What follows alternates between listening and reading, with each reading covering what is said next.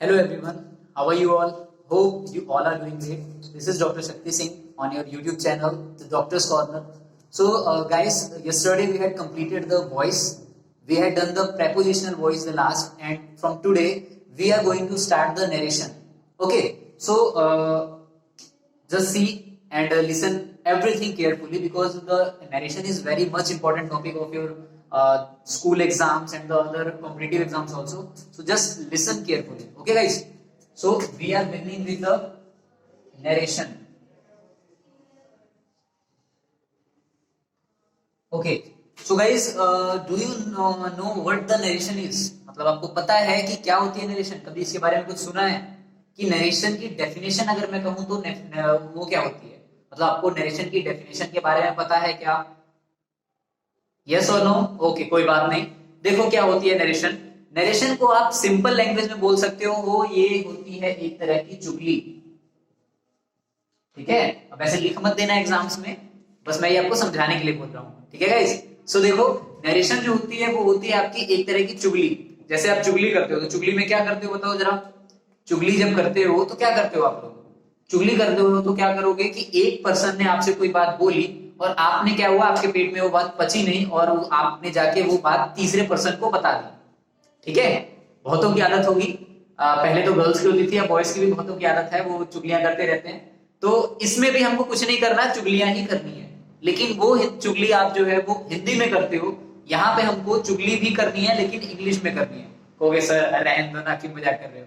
कोई मजाक नहीं है. नरेशन में क्या होता है कि फर्स्ट पर्सन ने, मानो मैंने आपसे कोई बात बोली, जो बोल रहा है मतलब मैं बोल रहा हूं, किसी भी सेंटेंस में जो काम कर रहा है बंदा, मैं, वो क्या है? First person. याद रखना, फर्स्ट पर्सन क्या होता है? जो बोल रहा है. और आप सुन रहे हो, आप सब सुन रहे हो, तो आप क्या हो? Second person. ठीक है. सेकंड पर्सन कौन होता है? सुनने वाला. फर्स्ट पर्सन बोलने वाला. ओके. तो आपने मेरी बात सुनी और हो सकता है कि आपने खाना ना खाया हो या खाना बहुत ज्यादा खा लिया हो, तो क्या हुआ कि मेरी बात हजम नहीं हुई. तो आपने क्या किया? तीसरे पर्सन के पास जाके, मतलब किसी थर्ड पर्सन के पास जाके क्या किया? मेरी वाली बात जो थी आपने उनको बता दी. ठीक है. तो अगर मैंने आपको बोला कि मैं कल घर जाऊंगा, मैं आपसे सीधा सीधा बोल रहा हूं, एक सेंटेंस बोल रहा हूं, मैं बोल रहा हूं कि मैं कल घर जाऊंगा. आपने ये बात सुनी और आपने क्या किया? तीसरे पर्सन को जाके बता दिया. तो तीसरे पर्सन को आप जाके क्या बोलोगे? क्या बोलोगे? ये बोलोगे कि मैं घर जाऊंगा. आप सेकंड पर्सन हो, मैंने आपको बोला कि मैं घर जाऊंगा, मेरी बात है मैं घर जाऊंगा.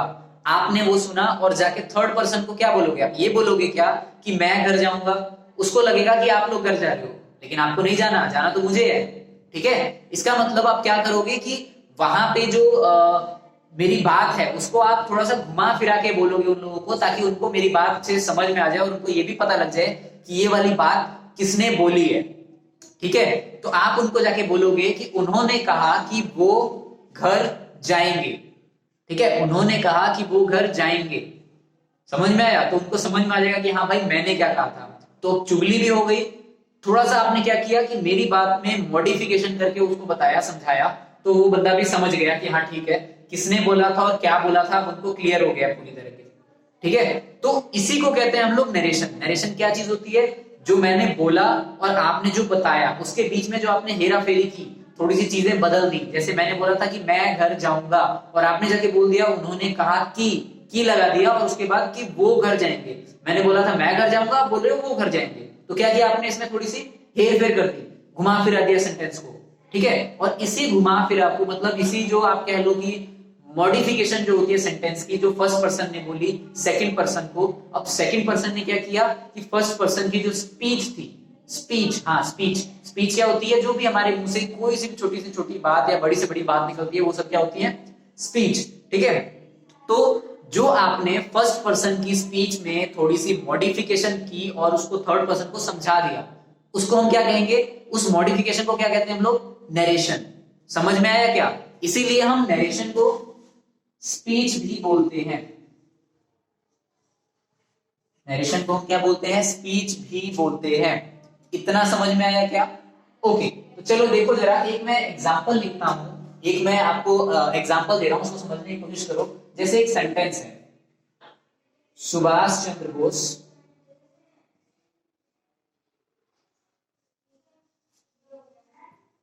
Subhash Chandra Bose said give me blood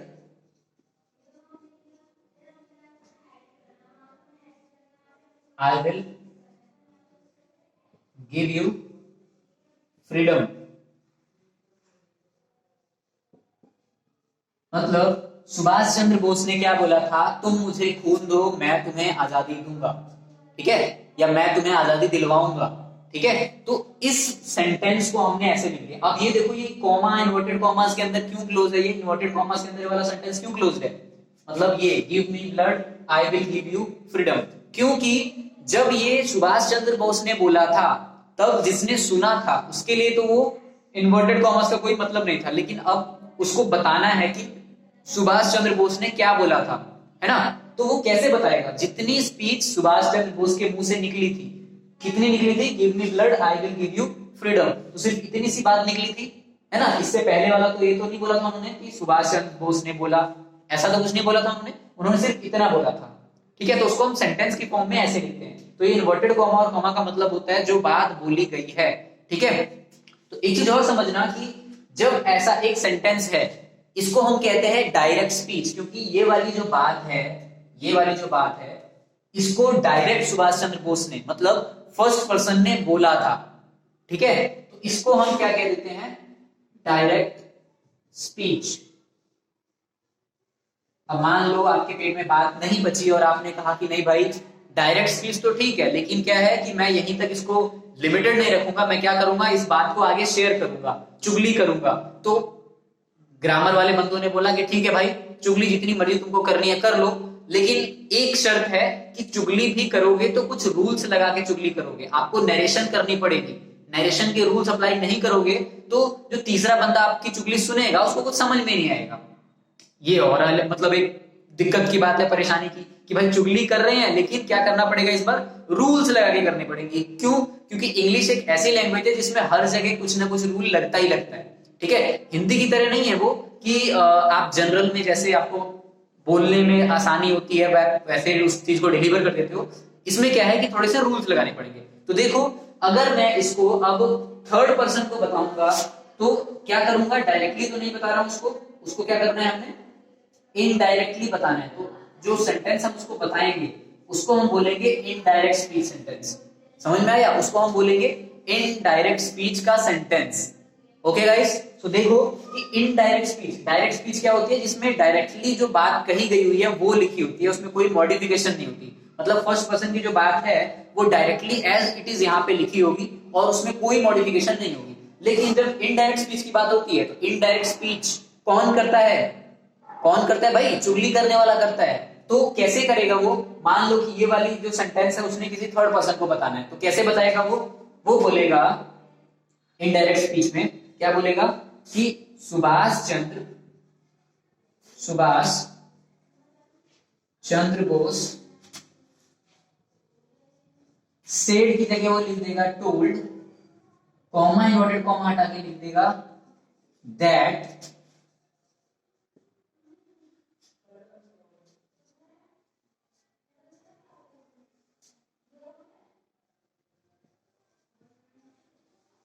give him blood he would give us freedom। समझ में आया क्या, कि देखो हमने क्या किया, बड़ा चेंज करके इस सेंटेंस को लिख दिया है। पहले में है Subhash Chandra Bose said give me blood I will give you freedom, और दूसरे सेंटेंस में हमने क्या कर दिया, सुभाष चंद्र बोस सेड की जगह टोल्ड लगा दिया, कॉमा इन्वर्टेड कॉमा हटा के दैट लगा दिया, उसके बाद मी की जगह हमने यहाँ पे हिम लगा दिया है, विल की जगह पे यहाँ पे वुड लगा दिया है, और बाकी सब सेम लिख दिया। मतलब इतनी सारी चीजें हमने चेंज कर दी। सोच लो चुगली करने में हमने इतनी सारी चीजें चेंज कर दी। कुछ समझ में आ रहा है? चलो एक इजी सा भी एक और एग्जांपल मैं दिखता हूं, वो क्या है, Sita said to Ram I eats sweet, I eats sweets. ठीक है, ये एक सिंपल सा सेंटेंस है, अब इसके थ्रू समझ में आ जाना चाहिए आपको। क्या है? Sita said to Ram I eat sweets, मतलब सीता ने राम को कहा, क्या कहा? I eat sweets. ठीक है, तो जब इसको आप इनडायरेक्ट स्पीच में कन्वर्ट करोगे तो क्या करोगे? यहां लिखोगे आप सीता सेड टू की जगह आप लगा दोगे टोल्ड, और सॉरी यहाँ पे टोल्ड नहीं, यहाँ पे सेड आएगा, वो मैं बताता हूं क्यों आएगा। Sita told Ram, comma inverted comma हटा के आप लिखोगे दैट, अब आई की जगह क्या लिख दोगे यहाँ पे?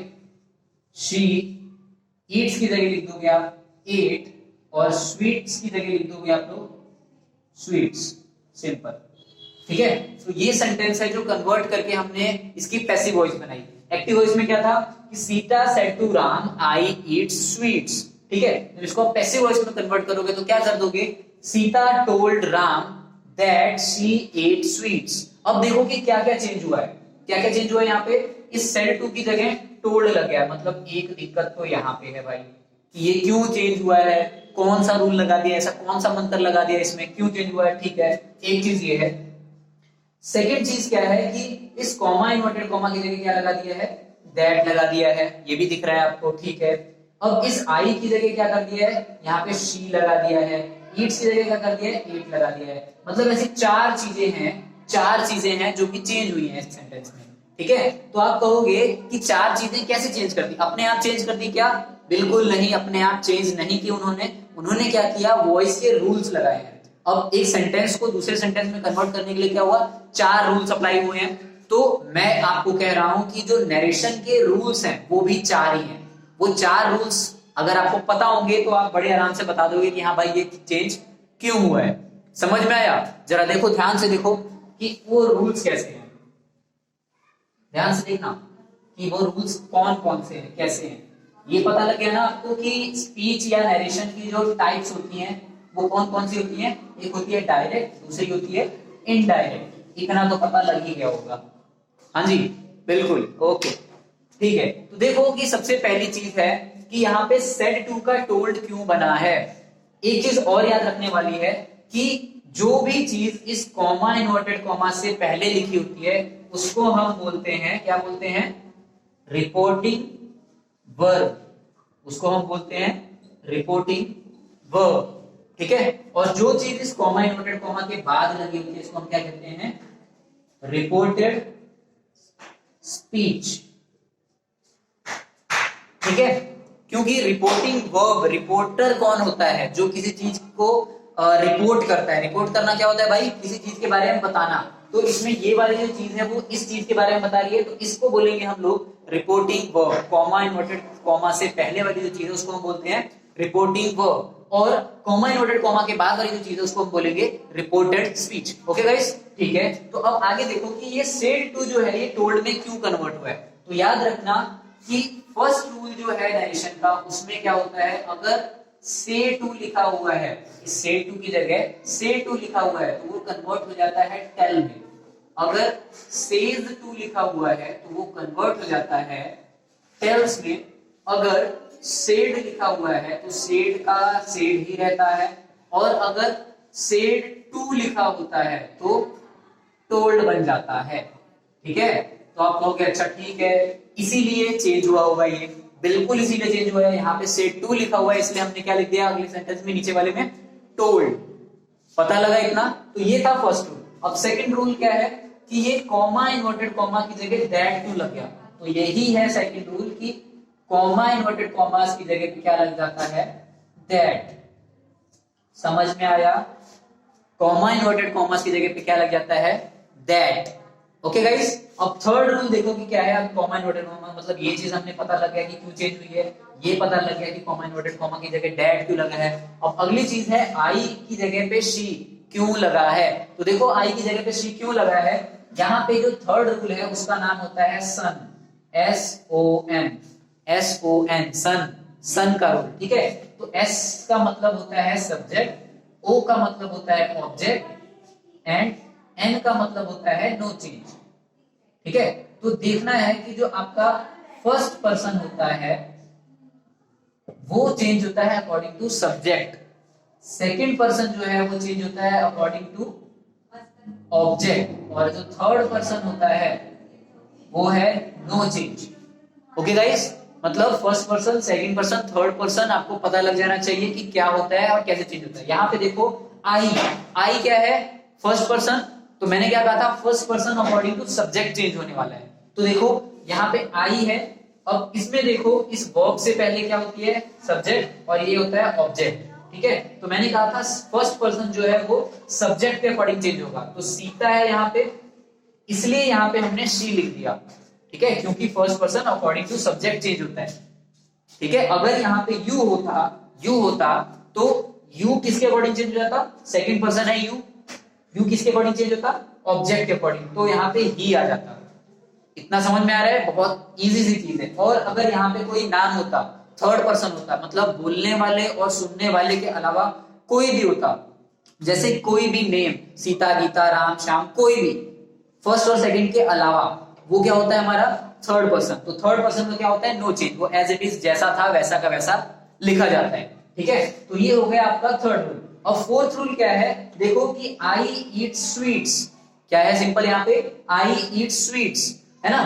तो आई ईट्स स्वीट, ये देखो सब्जेक्ट है, ये वर्ब की फर्स्ट फॉर्म है, उसके साथ ऐसे एस लगा हुआ है और प्लस ऑब्जेक्ट लिखा हुआ है। ठीक है, इतना तो पता लग रहा है बड़े आराम से देख के। ठीक है, अब अगली चीज है शी। तो ये सब्जेक्ट, ये देखो वर्ब की सेकंड फॉर्म लग रही है, और ये क्या हो गया? Object, subject plus V2 plus object. अब आप कहोगे कि भाई ऐसा क्यों होता है, ऐसा क्यों हुआ? तो देखो ये क्यों हुआ, पहले आप ये बताओ कि आपको ये तीनों रूल समझ में आ चुके हैं कि जब ये हमारी रिपोर्टिंग वर्ब ऐसे लिखी होती है तो वो किस में कन्वर्ट होती है, और कॉमा इन्वर्टेड कॉमा हटा के क्या लगता है? दैट का यूज होता है। थर्ड रूल क्या होता है? सन का रूल होता है कि सन में एस जो होता है वो रिप्रेजेंट करता है सब्जेक्ट को, ओ जो होता है वो रिप्रेजेंट करता है आपके ऑब्जेक्ट को, एंड एन जो होता है वो रिप्रेजेंट करता है आपके थर्ड पर्सन को, जो कि नो चेंज, कोई चेंज नहीं होता। ठीक है, उसके बाद मैं ये आपको बताऊंगा कि जो प्रेजेंट इंडेफिनिट टेंस है वो पास्ट इंडेफिनिट टेंस में कैसे चेंज हुआ। ठीक है, तो वो जो चीज है वो हम नेक्स्ट वीडियो में कंटिन्यू करते हैं। Okay guys, hope you understand the concept and thank you. We will meet you in the next video. Stay connected with us. Like, subscribe and share the channel. So meet you in the next video. Till then, study hard and thank you.